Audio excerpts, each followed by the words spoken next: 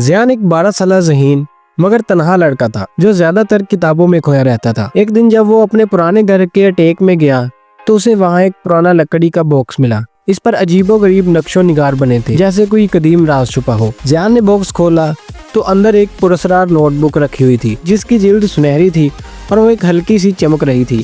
جیسے ہی اس نے note book کے صفحات پلٹے اسے ایک صفحہ ملا جس پر لکھا تھا کوئی بھی تاریخ اور جگہ لکھو اور وقت تمہیں وہاں لے جائے گا۔ تجسس کے مارے اس نے پنسل پکڑی اور لکھ دیا 20 مارچ 1865 مصر۔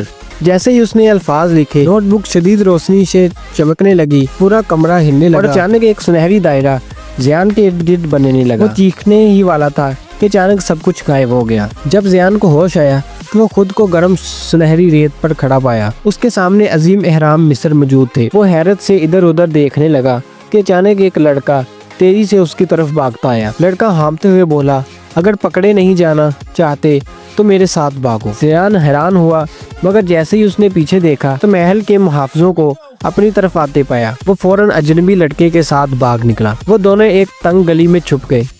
زیان نے دھیان سے لڑکے کو دیکھا۔ وہ سنہری زیورات اور قیمتی لباس پہنے تھا۔ لڑکے نے کہا، میرا نام رحیم ہے اور میں فرعون کا بیٹا ہوں۔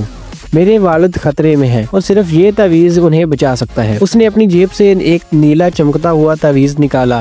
زیان نے محسوس کیا جیسے ہی یہ تعویذ جادوئی طاقت رکھتا ہو۔ رحیم نے بتایا کہ فرعون کو ایک خطرناک جادوگر وزیر سلیمان نے قید کر لیا ہے اور اگر وہ تعویذ نہ ملا تو فرعون ہمیشہ کے لیے کھو جائے گا۔ زیان اور رحیم ایک قدیم مصری مندر میں پہنچے جہاں تعویذ کو ایک مقدس جگہ پر رکھنا تھا۔ جیسے ہی انہوں نے تعویذ کو سنہری دیوتا را کے مجسمے کے قریب رکھا ایک پوشیدہ دروازہ کھل گیا۔ لیکن جیسے ہی وہ اندر داخل ہوئے وزیر سلیمان نے اپنے محافظوں کے ساتھ انہیں گھیر لیا۔ یہ تعویذ اب میرا ہو گیا۔ وزیر سلیمان ہنسا اور ایک سیاہ جادوئی آگ ان پر پھینکی۔ زیان نے جلدی سے نوٹ بک میں لکھا ایک خفیہ راستہ بن جائے۔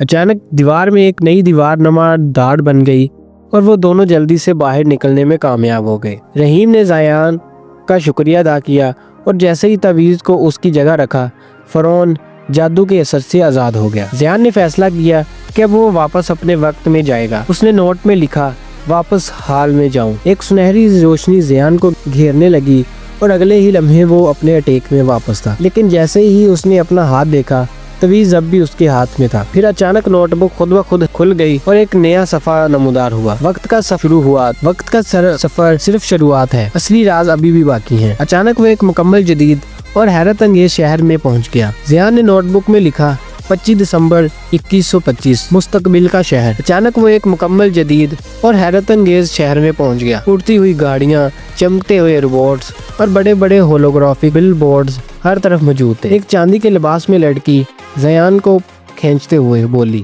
وہ تمہیں دیکھ رہے ہیں، جلدی کرو۔ زیان کو پتہ چلا کہ مستقبل میں ایک خطرناک سائبر ویلن ڈارک ماسٹر وقت کی چابی چرا چکا ہے جس سے تاریخ میں ایک بگاڑ پیدا ہو رہا ہے۔ تمہارے پاس وہ چیز ہے جو اسے چاہیے۔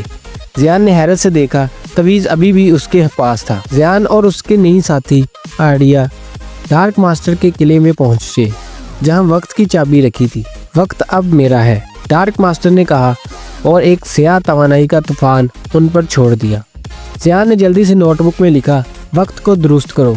ایک سنہری روشنی نمودار روشنی پورے آسمان میں پھیل گئی اور ڈارک ماسٹر کی طاقت ختم ہونے لگی۔ ڈارک ماسٹر ختم ہو گیا اور آریہ نے وقت کی چابی کو اس کی جگہ واپس رکھا۔ تم وقت کے حقیقی محافظ ہو زیان، آریہ نے کہا۔ زیان نے نوٹ بک میں لکھا واپس گھر جاؤ۔ جب زیان دوبارہ اپنے کمرے میں پہنچا تو وہ نوٹ بک کھول کر دیکھنے لگا۔ اچانک آخری صفحے پر نئے الفاظ نمودار ہوئے، یہ کہانی ابھی ختم نہیں ہوئی، اصل مہم ابھی بھی باقی ہے۔ زیان نے مسکرا کر نوٹ بک کو بند کیا۔ اب اسے معلوم تھا کہ وہ صرف ایک عام لڑکا نہیں بلکہ وقت کا محافظ ہے۔ یہ تھی آپ کی مکمل